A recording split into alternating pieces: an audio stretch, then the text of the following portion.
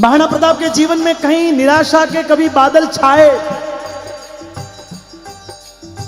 तो इतिहास में ये बात बहुत अच्छे तरीके से विदित है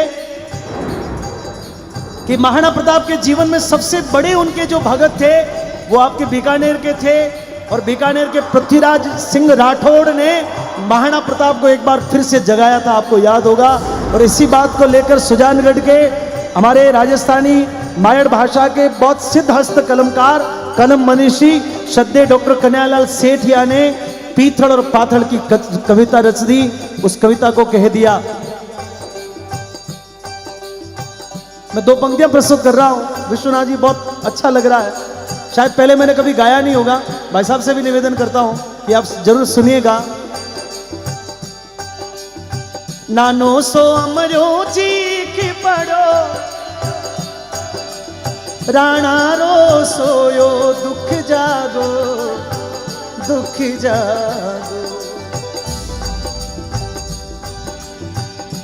हूँ लड़ियो घणो हूँ सयो घणो मेवाड़ी मान बचावण ने हूँ पाछ नहीं राखी रण में बेरारो खून बहावण ने बेरारो खून बहावण ने। जद याद करो जद याद करूं हल्दी घाटी नैना में रगत उतर आवे सुख दुखी रो साथी चेतकड़ो सूती सी रूख जावे। चंद कोशिशों के बाद में महाराणा प्रताप को डॉक्टर साहब उनको हार का सामना करना पड़ा, क्योंकि एक जीवन की लड़ाई थी नहीं, तीन तीन पीढ़ियां खप गई थी। इस देश में पहला मुगल बाबर था, बाबर के बाद हुमायूं, हुमायूं के बाद अकबर, और मेवाड़ के राजवंश में महाराणा कुंभा, उससे पहले बप्पा रावल, फिर महाराणा कुंभा, और महाराणा कुंभा के बाद महाराणा सांगा, महाराणा सांगा के बाद महाराणा उदय सिंह, और उदय सिंह से होते हुए ये उधर अकबर और इधर महाराणा प्रताप तक ये कहानी लड़ी। और हजारों लाखों लोग वीरगति को प्राप्त हो गए, कई सुहाग उजड़ गए। मां के पुरसी हुई थालियां बेटा ने जीवन वास्ते थालियां पुरसी रह गई, बेटा वीरगति ने प्राप्त हो गया। समाचार आयो कि आपको बेटो दुनिया में ना रहे हो।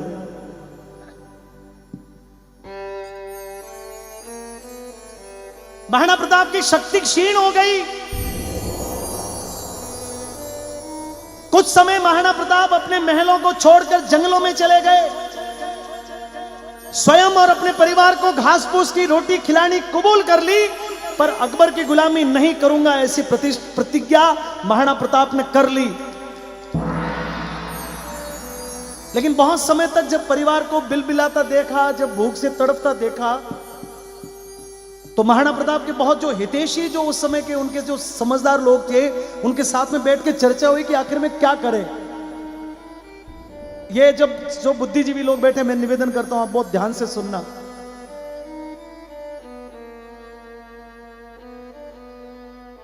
तो बहुत समझ से ये फैसला हुआ कि एक बार दुश्मन को रोकना आवश्यक है, क्योंकि दुश्मन कुछ समय के लिए रुकेगा तो हम अपनी शक्ति को बढ़ाएंगे, और दुश्मन कुछ समय के लिए रुके कैसे, इसका जत्न करना चाहिए। क्योंकि युद्ध से तो हमने देख लिया, तो उसका जत्न क्या करें। तो बड़ी चतुराई से एक निर्णय हुआ कि क्यों नहीं एक पत्र अकबर को लिख दिया जाए। अकबर उस पत्र के मध्य में कुछ समय के लिए राजी हो जाएगा, रुक जाएगा, और कुछ समय में हम अपनी शक्ति को फिर से एक बार पुनर्स्थापित कर देंगे और फिर अथक रूप से अकबर से लड़ेंगे। पत्र गया दिल्ली। अकबर ने जब वो पत्र पढ़ा, और उससे पहले महाराणा प्रताप को जब ये कहा गया, तो महाराणा प्रताप इस बात के लिए तैयार नहीं हुए। देखिए, दो पंक्तियां प्रस्तुत कर रहा हूं। महाराणा प्रताप के मन में आया कि हजारों लोगों का लहू बहा, चेतक का बलिदान हुआ, जयमल, पत्ता, भामाशाह जैसे लोगों का इस देश पर ऋण है, झाला मान सिंह जैसे लोगों ने इस देश के लिए सरेआम मेरा रूप धारण करके स्वयं को कटवाना मंजूर कर लिया। ऐसे लोगों की शहादत पर प्रताप ये काम कभी नहीं करेगा। और दो पंक्तियां डॉक्टर कन्हैयालाल सेठिया ने लिखी, मैं आपको सुना रहा हूं, सुनिएगा। पण लिखूं किया जद देखे है, आडावल हूं चोहियो लिया।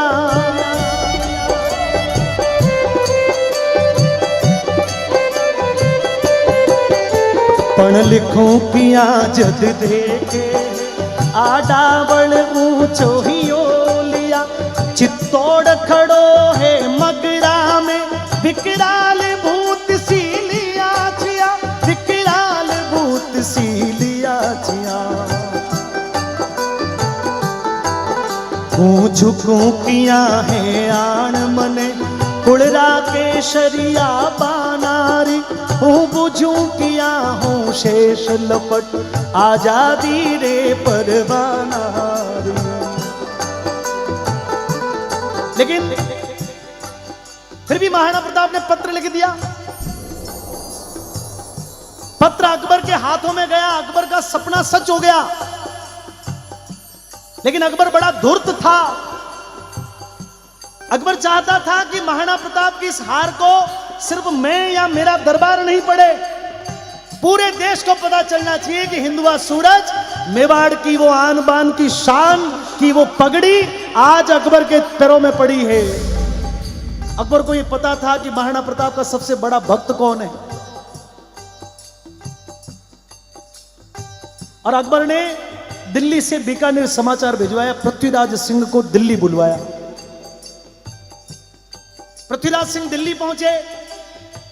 भरी कचेरी में वो कागज महाराणा प्रताप का पृथ्वीराज सिंह के हाथ में दे के अकबर बोला, मर डूब चलू भर पानी में, झूठा ही गाल बजावे हो।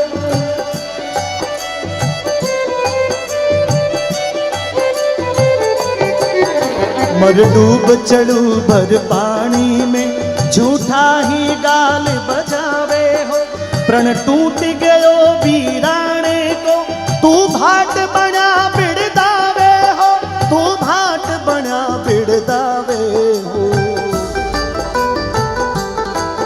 मैं आज बादशाह धरती को, मेवाड़ी पाग पगा में है। अब बता मने किण रजवट रे, रजपूती खून रगा में है।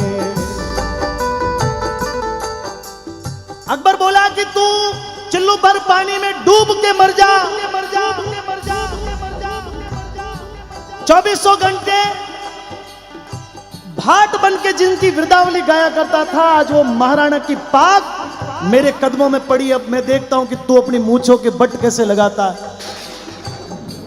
मित्रों, देशभक्ति क्या होती है उसका सबसे बड़ा उदाहरण है, पृथ्वीराज को पता था कि ये घटना हो गई है, लेकिन इस घटना को मैं सीधा कैसे करूं, क्योंकि इस घटना में यदि मेरी भूमिका नहीं रही तो इतिहास में कलंक में मेरा भी नाम सबसे ऊपर लिखा जाएगा। तत्काल संभले, बड़ी चतुराई से पृथ्वीराज सिंह ने अकबर को कहा कि जहां पना, यदि आप हुक्म करें तो मैं इस पत्र की सच्चाई जानना चाहता हूं। यदि आप हुक्म करें तो मैं इस पत्र की सच्चाई जानना चाहता हूं। अकबर ने कह दिया कि तेरे को हुक्म है। और उस समय पृथ्वीराज सिंह ने महाराणा प्रताप को एक पत्र लिखा। इस पूरी कविता का क्लाइमेक्स पढ़ रहा हूं। मित्रों, मैं निवेदन करता हूं सभी लोग जग रहे हो, आप लोग ध्यान से सुनना कि पृथ्वीराज ने किस प्रकार से उस सोए हुए शेर को जगाया।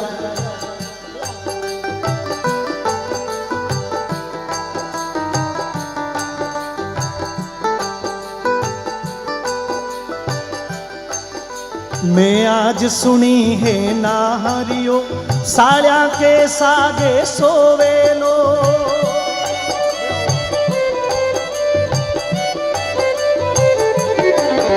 मैं आज सुनी है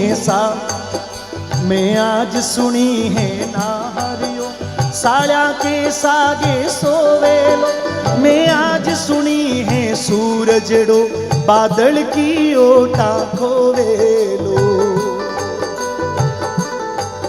मैं आज सुनी है चातकड़ो, धरती को पानी पीवे लो, मैं आज सुनी है हाथीड़ो, कुकर री जूणा जीवे लो।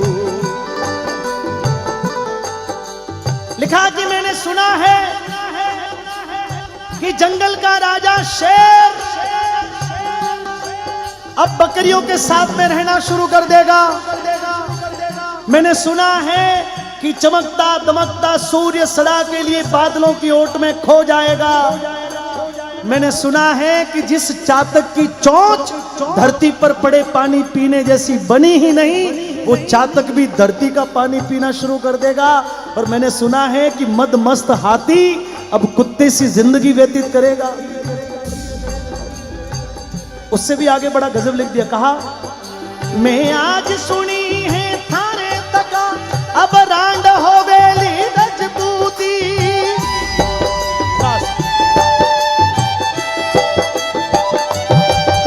मैं आज सुनी है थारे तका, अब रांड हो गई रजपूती। मैं आज सुनी है म्याना में तलवार रवेली अब सूती। मैंने सुना है कि आपके होते हुए रजपूती विधवा हो जाएगी। दुश्मन की छाती का संहार करने वाली तलवार अब सदा के लिए म्यान में विश्राम करेगी। ये बात कहां तक मानो। हो मारो हिवड़ो कांपे है, मूछारी मोड़ मरोड़ गई। पीथल राणा ने लिख भेजो, आ बात कथा तक गिना सही। पत्र पहुंचा मेवाड़। महाराणा प्रताप ने उस पत्र को पढ़ा और पढ़ते ही महाराणा प्रताप की आंखों में एक बार फिर से लाल रंग छा गया। लाल रंग का लहू एक बार फिर शरीर में दौड़ गया। पत्र के जवाब में महाराणा ने लिखा,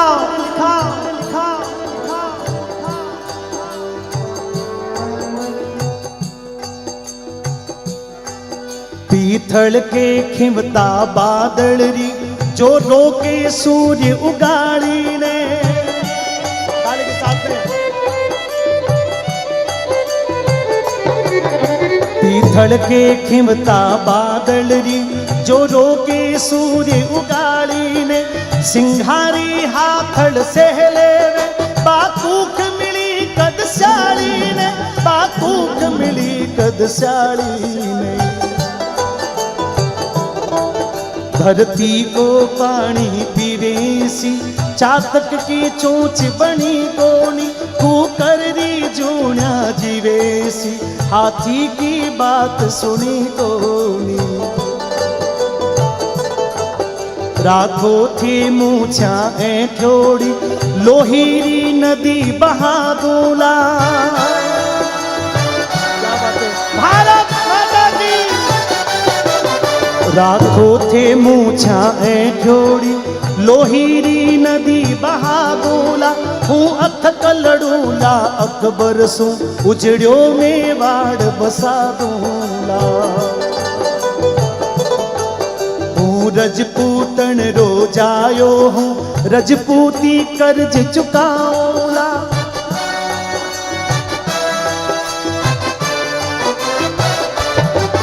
हूँ रजपूतन रोजायो हूँ, रजपूती आन निभाऊला। ओ शीश भले पर पड़े, ओ शीश पड़े पर पाग नहीं, दिल्ली को मान घटाऊला। अंत में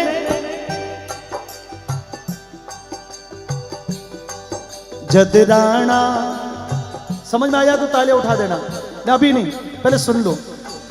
जदराणा रो संदेश गयो, पीथल री छाती दूनी ही। जदराणा रो संदेश गयो, पीथल री छाती दूनी ही। जदराणा रो संदेश गयो, पीथल री छाती दूनी ही। हिंदवाणो सूरज चमके हो, अकबर री दुनिया सुनी। अकबर री दुनिया सुनी। अकबर री दुनिया सुनी, अकबर री दुनिया। बस यही मेरा निवेदन।